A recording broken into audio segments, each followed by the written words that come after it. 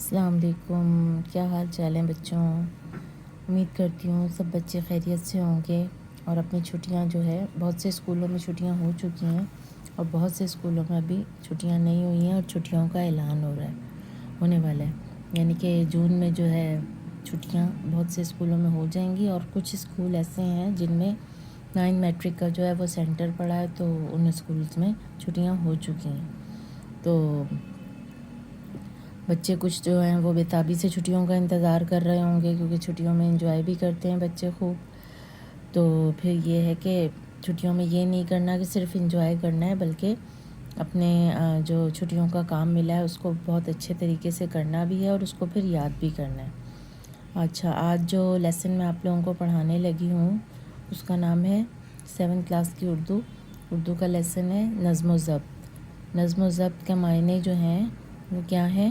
Discipline یعنی کسی بھی جگہ میں کسی مقررہ وقت اور اصول کے تحت جو گزارا جاتی ہے زندگی یا اس جگہ میں جو وقت گزارا جاتا ہے، جیسے اسکول ہے، اسکول کے کچھ اصول ہیں اور اوقات ہیں، ان کے مطابق جب آپ اسکول میں اپنا وقت گزارتے ہیں تو اس چیز کو کیا کہا جاتا ہے؟ نظم و ضبط۔ اسی طرح زندگی کہ ہر شعبے میں نظم و ضبط کی جو ہے وہ اہمیت ہے۔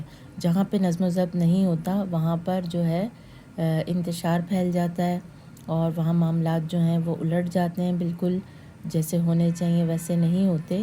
تو اس لیے اس سبق میں ایک چھوٹے سے اس کی مثال کے ذریعے آپ لوگوں کو نظم و ضبط کی اہمیت کے بارے میں بتایا گیا ہے کہ نظم و ضبط جب زندگیوں میں نہیں رہتا تو پھر کیا ہوتا ہے۔ چلے ہم سبق کا جو ہے آغاز کرتے ہیں۔ میں سبق کو ریڈ کرتی جاؤں گی، پڑھتی جاؤں گی اور جو ہے بلند خوانی کروں گی اور اس کے ساتھ ساتھ مشکل الفاظ کی وضاحت بھی کروں گی، ٹھیک ہے؟ دعوت میں کھانا لگ جانے کا اعلان کیا ہوا؟ اعلان کیا ہوا یعنی جیسے ہی اناؤنسمنٹ ہوئی یا جس بھی طریقے سے پتہ چلا کہ کھانا لگ گیا ہے، تمام افراد بے ترتیب انداز سے کھانے کی طرف لپ کے دوڑے۔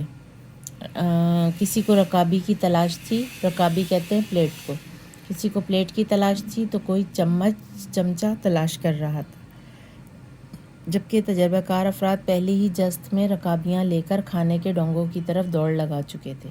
اچھا، موسٹلی جو ہے بچوں کو اس چیز کا تجربہ ہو چکا ہوگا شادی یا کچھ دعوت کے موقع پر کہ لوگ جس طرح کھانے کا جیسے ہی اعلان ہوتا ہے کھانا کھلنے کا تو لوگ عموماً اسی طرح کا رویہ اپناتے ہیں، ٹھیک ہے؟ اچھا، اب جو ہے کیا کہتے ہیں، اگر نہیں ہوا جن بچوں کو، اب وہ اس سبق کو پڑھنے کے بعد ذرا غور کریں گے۔ اب کسی بھی دعوت یا شادی میں جائیں گے تو اس صورتحال پہ غور کریں گے تو کیسے ہی کھانا لگنے کا اعلان ہوتا ہے، لوگوں کا رویہ کیا ہوتا ہے۔ اب جو ڈش کے قریب تھا وہ کیا بوٹی، کیا سالن، کیا چاول، سب کچھ اپنی رکابی میں ڈالنے کے در پہ تھا یعنی کوشش میں تھا، یعنی ہر چیز جو ہے وہ ڈونگے سے اس کی پلیٹ میں آ جائے۔ اب ہوا یہ کہ 300 افراد کا کھانا 200 افراد نے اپنی رکابیوں میں بھر لیا، یعنی کھانے کی کیپیسٹی کتنی تھی، کتنے افراد کا کھانا تھا؟ 300 افراد کا، اور صرف 200 افراد نے ہی اس کو ختم کر لیا اور باقی 100 افراد جو تھے اپنی رکابیاں لیے مایوسی کے عالم میں ادھر سے ادھر ڈونگوں میں جھانکتے پھرے۔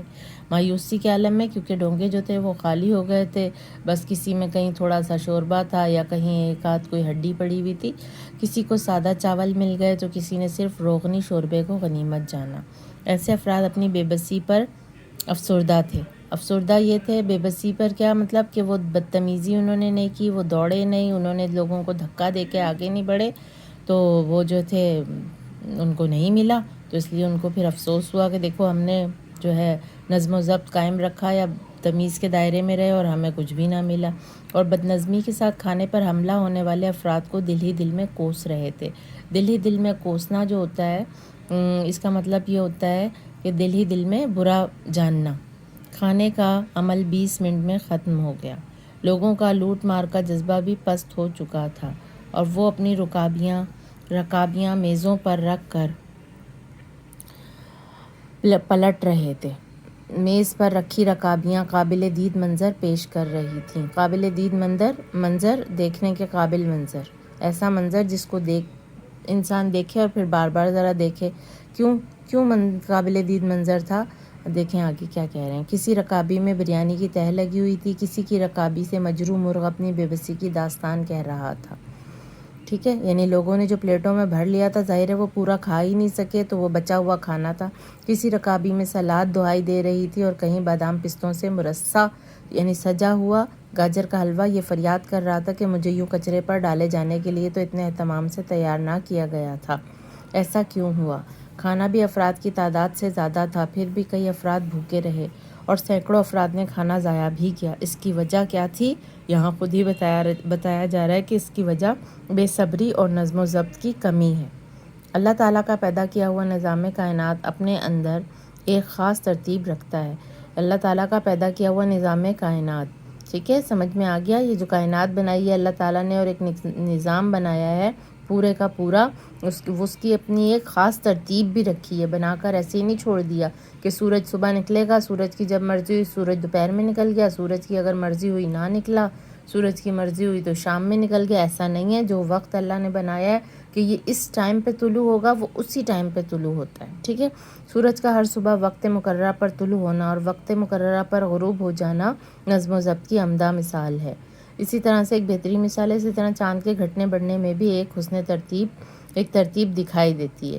یعنی چاند کا گھٹنا بڑھنا، آپ لوگوں کو پتہ ہے کہ ابتدائی دنوں کا جو چاند ہوتا ہے، یعنی ابتدائی جب مہینہ شروع ہوتا ہے تو جب کا چاند کیسا ہوتا ہے؟ بہت باریک ہوتا ہے. اس کے بعد آہستہ آہستہ وہ کیسا ہوتا جاتا ہے؟ تھوڑا بڑھتا جاتا ہے اور مہینے کے درمیان میں چاند مکمل گول ہو جاتا ہے. اس کے بعد پھر آگے جیسے جیسے مہینہ اور آگے بڑھتا ہے وہ پھر دوبارہ سے گھٹنا شروع ہو جاتا ہے اور بالکل کیا ہو جاتا ہے؟ ایک اس کی مانند ہو جاتا ہے، جیسے کھجور کی ایک لکڑی نہیں ہوتی گھومی ہوئی، اس طرح کا ہو جاتا ہے. اسی طرح موسموں کا تغیر و تبدل بھی ہمیں نظم و ضبط سکھاتا ہے. موسموں کا تغیر و تبدل کہتے ہیں ان کے اندر تبدیلی کو. کیسے ہوتا ہے موسموں کا تغیر؟ یعنی موسم کیسے ہوتے ہیں؟ کبھی ہماری گرمی چل رہی ہے، ٹھیک ہے، گرمی کے اب تو یہ ہے کہ موسم تھوڑے سے چینج ہوتے جا رہے ہیں پاکستان میں، لیکن گرمی کس طرح کی ہوتی ہے ہمارے یہاں پر؟ کون سے مہینوں میں ہوتی ہے گرمی کے مہینے؟ کون سے کہلائے جاتے تھے؟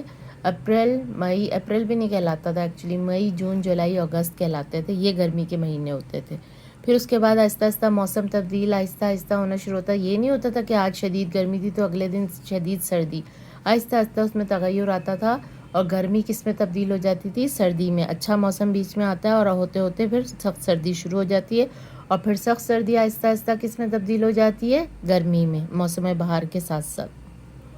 ٹھیک ہے، اسی طرح موسموں کا تغیر و تبدل بھی ہمیں نظم و ضبط سکھاتا ہے. نظم و ضبط حسن ترتیب کا دوسرا نام ہے. ٹھیک ہے، جو لوگ نظم و ضبط کی پابندی کرتے ہیں ان کے ہر کام میں ایک سلیقہ اور ترتیب نظر آتی ہے، نظم و ضبط کی پابندی پر چلنے والوں کے. ٹھیک ہے، اور اس کے برعکس وہ لوگ جو نظم و ضبط سے عاری ہوتے ہیں ان کی زندگی میں کسی قاعدے یا قانون کی پابندی نظر نہیں آتی. ایسے لوگوں کی زندگی بے سلیقہ اور بے ترتیب گزرتی ہے.